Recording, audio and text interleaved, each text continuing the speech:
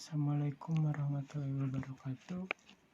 Abdi Nazaruddin di kelas 11 IPA 3 bade ngayakeun pancen 3 biantara anu judulna anu jejerna iman kana qada sareng qadar.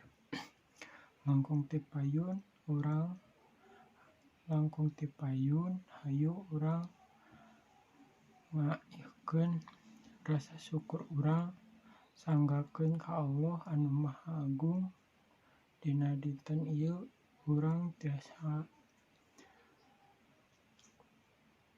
keneh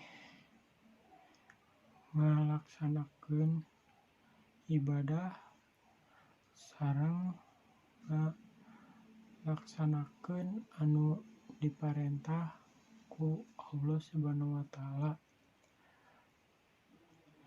sareng dipasihan kasehatan ti Allah Subhanahu wa taala. Shalawat sareng salam oge mugi tetep ngocor ka Kanjeng Nabi besar Muhammad sallallahu alaihi wasallam sareng ka kulawargina katut ku para sahabatna anu gaduh kamuliaan teu hilap ka sadaya umatna nepi ka urang sadayana.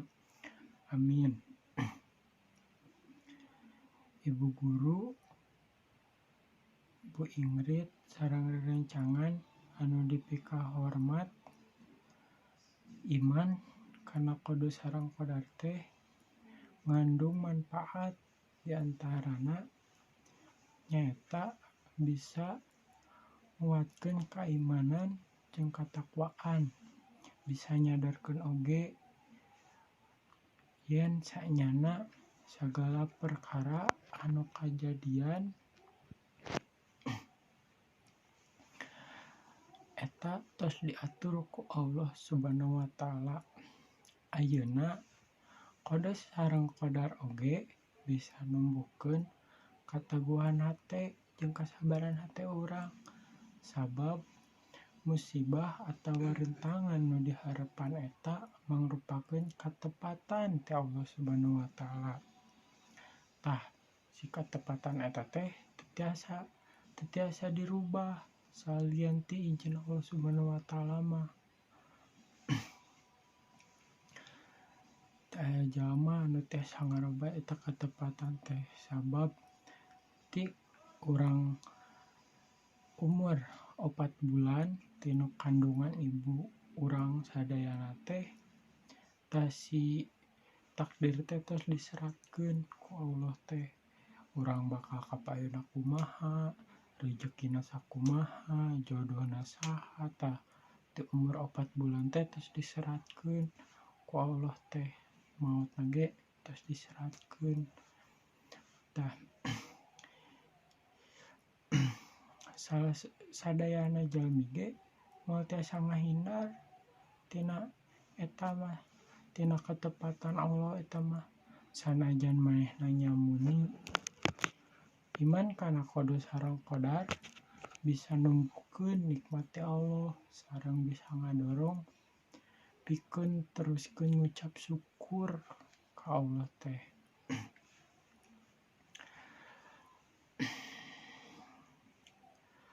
Upami usaha tiasa lebih bersyukur, tiasa terus ingat ka Allah yen eta kasuksesan usaha teh rezeki ti Allah Subhanahu wa taala.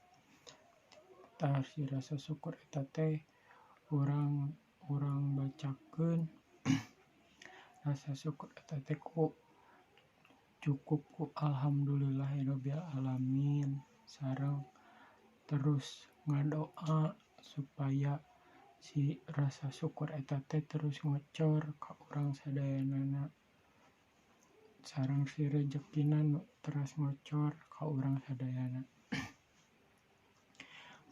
Kaimanan kana qada sareng qadar oge bisa ngadorong kanggo urang teh leuwih tegar, leuwih sabar sareng teu putus asa dinu aya masalah, misalna teh kaleungitan artos, ka leungitan naon tah tiasa leuwih sadar, tiasa leuwih sabar, sabab eta teh tos takdirna ti Allah. Tinu nya mun mayeuneun ka musibah misalna ti bumi urang kabakaran, sagala rupi pokona mah tiasa leuwih disabarkeun we.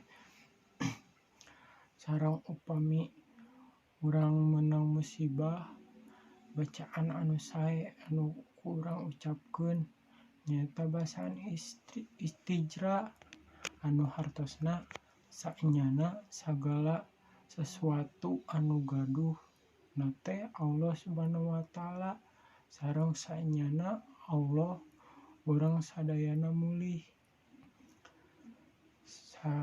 Cukup sakieu heula ti abdi, upami aya cariosan anu teu meureunan di hate abdi nuhun dihapunten sareng anu kurang ieu lah naon anu kata-katana cariosana anu kirang enakeun, anu kirang nyambung, punten nyuhkeun dihapunten we da abdi nuju diajar. Wassalamualaikum warahmatullahi wabarakatuh.